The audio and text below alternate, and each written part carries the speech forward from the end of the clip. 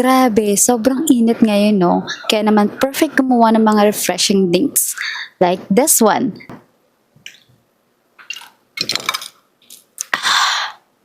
Grabe, ang sarap at ang refreshing.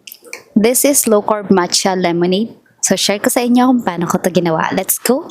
First is kailangan natin dito ng lemon syempre. Isang lemon lang yung ginamit ko dito. I-roll ko muna sa table yung lemon para mas mabilis ko siyang pigaan. Next is mag-dissolve tayo ng matcha. 2 teaspoon yung ginamit ko dito. Solve natin siya sa 1/3 cup ng hot water. Hindi rin naman yung kahit normal water lang. Na rin natin dito yung sweetener. Yung 1 stick ng stevia, nasa 2 grams po yun. So pwede nyo siyang dagdagan. Gumamit lang ako dito ng mini hand mixer para mas ma-blend natin siya ng mabuti. Kung wala naman kayo niyan, pwede naman yung normal na pang whisk lang. Sa aesthetic kong baso, nag-add ako ng 3 tablespoon ng lemon extract, 1/3 cup ng water, 1 stick of low carb sweetener. Again, pwede kayo magdagdag or pwede naman hindi na kayo maglagay. For me, kung gagayahin nyo yung sukat na ginawa ko, sakto lang yung lasa niya. This one is for my husband and sobrang nagustuhan din niya.